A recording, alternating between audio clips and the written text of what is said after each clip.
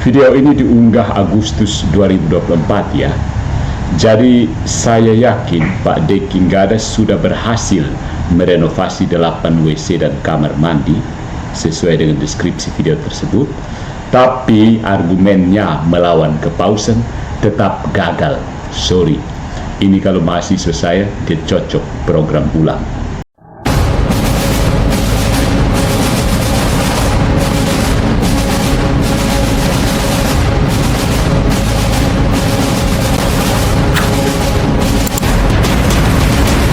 Salve fratres, welcome back to the jungle of Protestantism. Ya, umat Keuskupan Agung Kupang sedang berduka cita karena berpulangnya malaikat jemaat gembala pastor bonus Keuskup Gereja Keuskupan Agung Kupang, gembala emeritus, malaikat jemaat emeritus Monsignor Petrus Turang. Nah, dalam hubungan dan suksesi apostolik seperti ini, saya tertarik untuk mencungkil kembali tantangan-tantangan dari orang-orang non-Katolik, kaum bidat di luar gereja Katolik yang mencoba menyerang suksesi dan kepausan. Nah, saya mencoba melihat kembali, ingatan saya terngiang ke VV 194, sebuah ceramah dari Pak Pendeta Deki Nggadas dengan judul Paus Petrus di Konsili Yerusalem. Ya, kemudian ada dalam kurung Romo Patris Allegro. Saya tersentak ya. Video ini diunggah Agustus 2024 ya. Jadi saya yakin Pak Deki Nggadas sudah berhasil merenovasi 8 WC dan kamar mandi sesuai dengan deskripsi video tersebut. Tapi argumennya melawan kepausan tetap gagal. Sorry, ini kalau mahasiswa saya dia cocok program ulang. Jadi mari kita lihat. Pembicara DN dari perspektif Protestan tentu saja mengkritik klaim gereja Katolik bahwa Rasul Petrus adalah paus pertama. Dia menolak ide bahwa Petrus memiliki otoritas universal dan menunjukkan bahwa perjanjian baru serta sejarah gereja awal tidak mendukung sama sekali pandangan ini. Oke, DN menegaskan bahwa Petrus lebih tepat dipahami sebagai pemimpin di antara para rasul, bukan sebagai pemimpin tunggal. Dia mengutip beberapa ayat Alkitab seperti Matius bab 16 dan Kisah Para Rasul bab 15 untuk menunjukkan bahwa kepemimpinan gereja awal bersifat kolegial dan tidak mengenal struktur kepausan sebagaimana yang menurut dia diklaim oleh gereja Katolik. DN juga mengutip beberapa ahli, baik Katolik maupun Protestan, yang meragukan keberadaan jabatan paus dalam bentuknya yang sekarang sejak zaman para rasul. Akhirnya, DN mengkritik keras ajaran resmi Vatikan tentang paus sebagai hasil penafsiran yang dipaksakan dan menyerukan debat teologis berbasis bukti. Oke, jadi sebagai kesimpulan dalam ceramah tersebut, Petrus tidak bisa dianggap paus pertama seperti dalam pengertian Katolik modern, dan gereja awal lebih mengedepankan kepemimpinan kolektif. It seems plausible ya, it seems plausible. Oke. Nah, setelah meluangkan waktu sebentar untuk mendengarkan ceramah yang luar biasa membakar di dada ini, saya pikir DN harus ikut hair dulu ya, hair dulu. Nanti saya tanggap.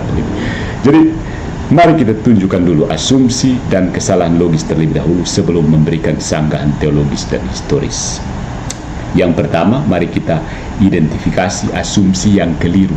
Ya, DN dalam ceramah tersebut membuat beberapa asumsi yang tidak terbukti. Ingat, tidak terbukti ya. Asumsi bahwa primus inter pares mengecualikan otoritas yuridis. Ya.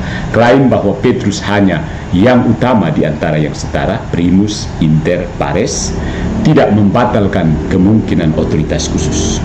Dalam tradisi Yahudi yang menjadi latar dari Injil, yang utama dalam kelompok seperti imam besar sering memiliki otoritas pengambilan keputusan meski secara formal setara ya.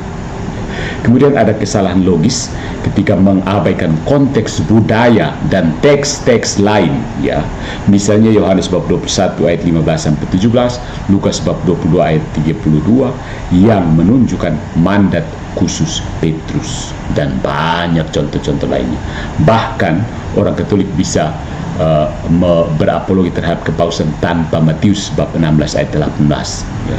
Tanpa itu, tanpa batu karang pun Petrus tetap adalah pemimpin gereja. Asumsi bahwa struktur gereja awal harus persis seperti Perjanjian Baru, ya. Gereja Katolik tidak pernah mengklaim bahwa struktur episkopal atau uskup sudah sempurna pada abad pertama, ya, tetapi berkembang secara organik di bawah bimbingan Roh Kudus. Lihat Kisah Para Rasul bab 15 di mana Petrus memiliki peran penentu. Ada bagian dari Alkitab yang bisa menegaskan hal ini. Kerajaan Allah itu seperti biji sesawi, tumbuh dan berkembang di dalam sejarah. Yang tumbuh dan berkembang di mana kalau bukan dalam ruang dan waktu. Nah, kesalahan historis, ya, beliau pendeta yang membakar di dada banyak orang ini menuntut bukti uskup tunggal di Roma pada abad ke-1 itu adalah anakronistik, ya. Jabatan gerejawi berevolusi seiring kebutuhan, seperti halnya kanon Alkitab, ya kan? Nah, yang kedua, kita lihat kesalahan logis dalam membaca Matius 16 dan Kisah Para Rasul bab 15. Matius bab 16 ayat 18 sampai 19, DM mengakui Petrus sebagai batu karang, oke, tetapi menolak implikasi otoritasnya. Why? Perché? Ini kontradiktif.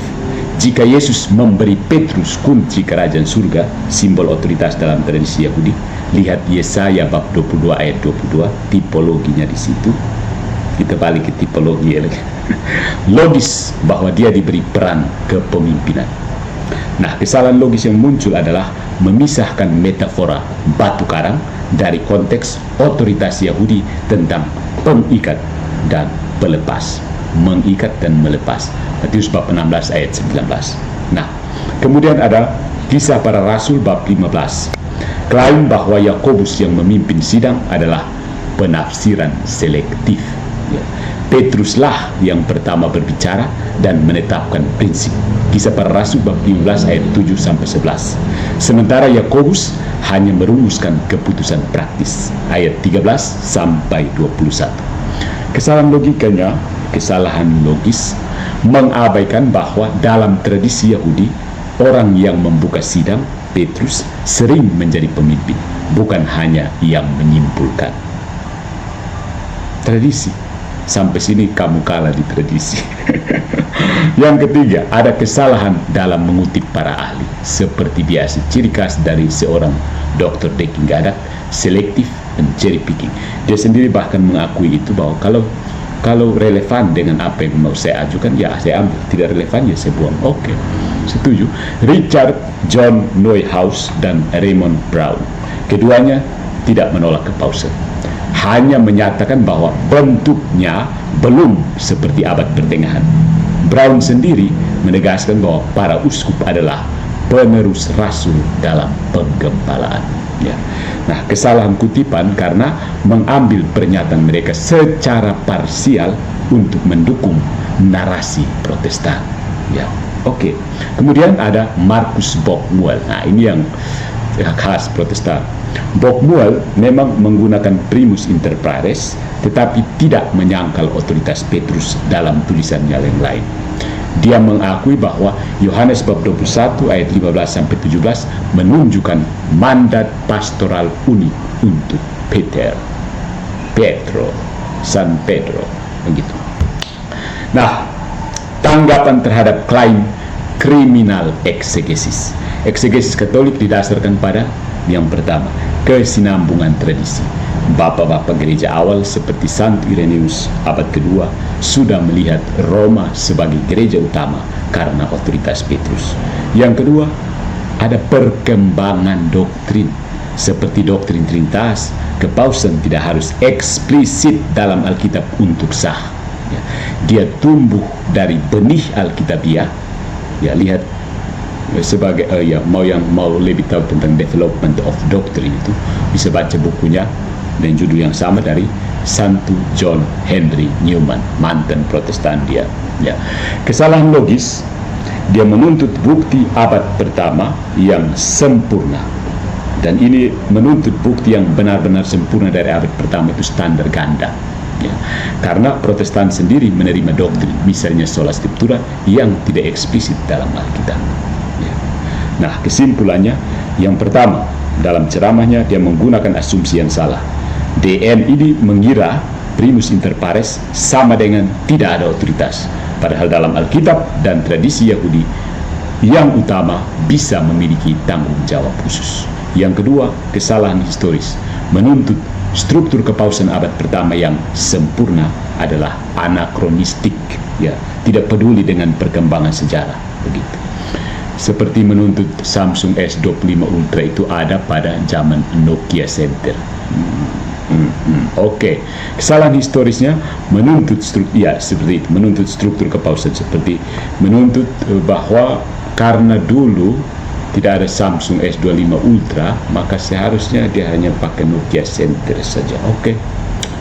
Yang kemudian kesalahan logisnya adalah memisahkan teks-teks tentang Petrus, Matius 16, Yohanes 21, Kisah Para Rasul 15 dari konteks otoritas Yahudi Kristen, Judeo-Kristiani awal mula-mula.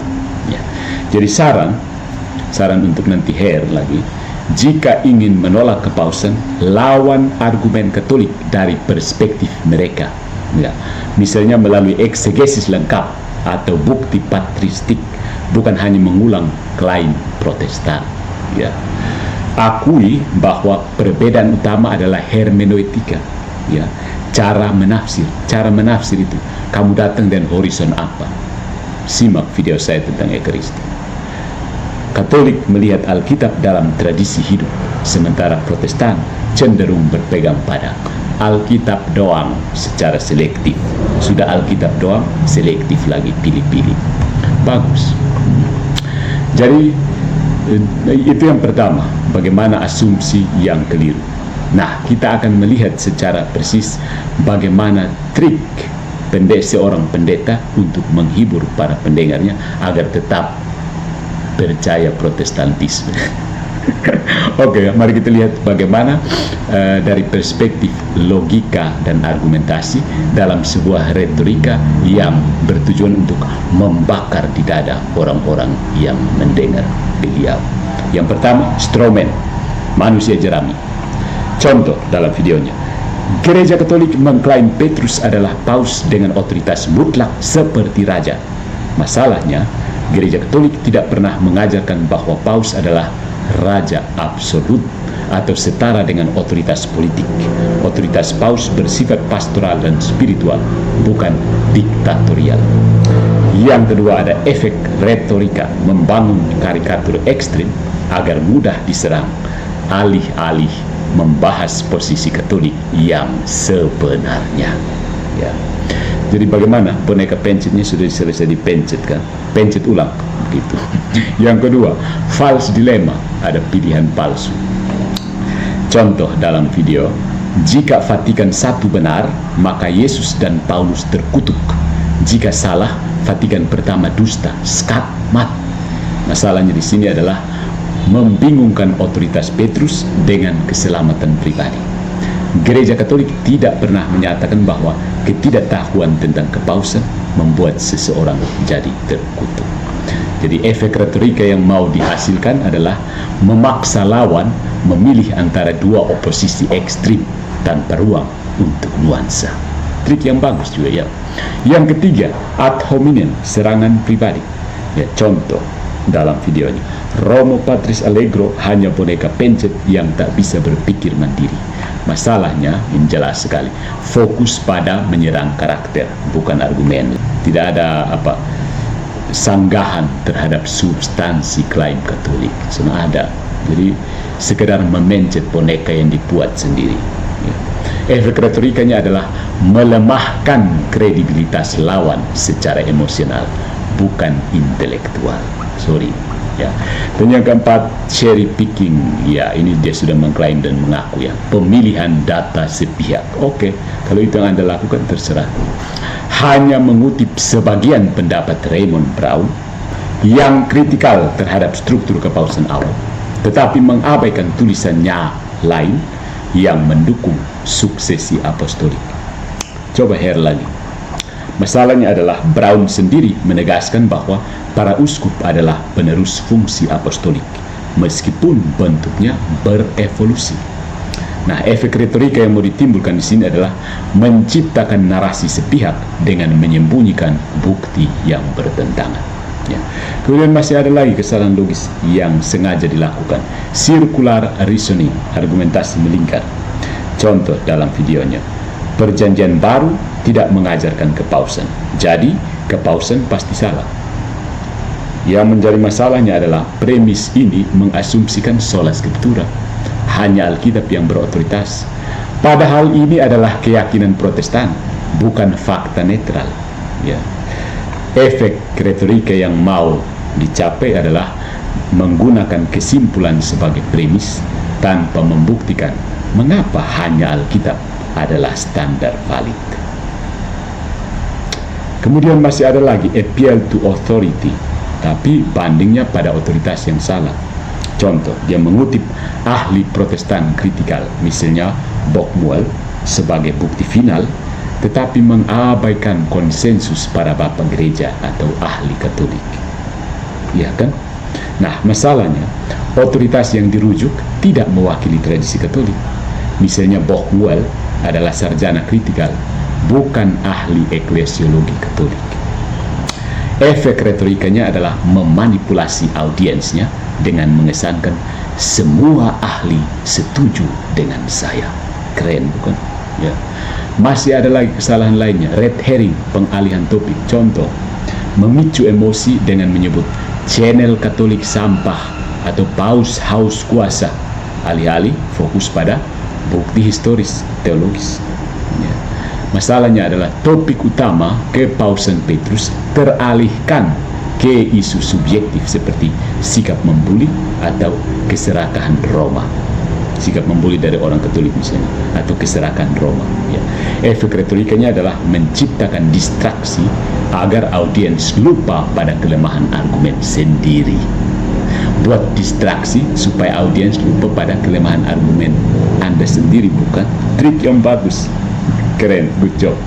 Masih ada lagi kesalahan logika lainnya, hasty generalization, generalisasi terburu-buru.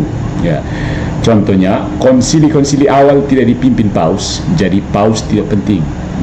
Masalahnya, faktanya adalah bahwa paus memang tidak selalu memimpin secara fisik, tetapi otoritas Roma diakui dalam konsili.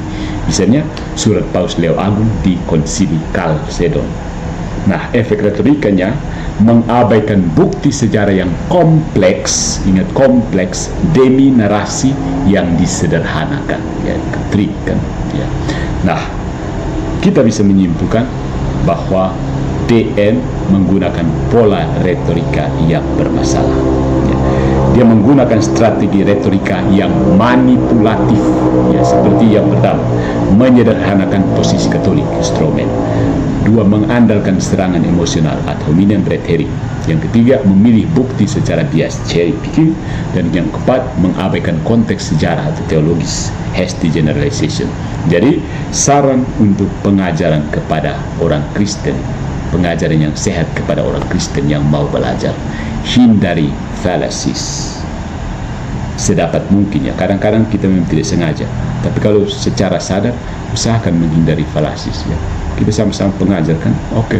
Fokus pada eksegesis lengkap Matius bab 16, Yohanes bab 21, dan Kisah Para Rasul bab 15. Coba fokus ke situ dulu. Mari kita lihat.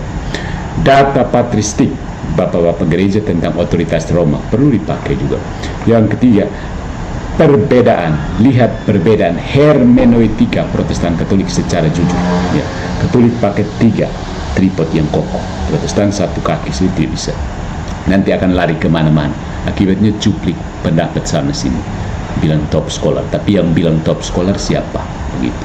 Dengan begitu, debat dan pengajarannya, debat meskipun tidak perlu bertatap muka, tapi mengajukan tanggapan argumen itu bisa lebih substansial dan tidak terjebak dalam retorika kosong. Ya, maksudnya Anda sebagai orang Kristen harus mengajarkan kebenaran, bukan memanipulasi kebenaran. Itu saya tidak setuju. Jadi tentang kepausan Anda gagal, dan kalau bisa hair lagi, ya. Kami apologet Katolik tunggu lagi. Good job Protestantisme.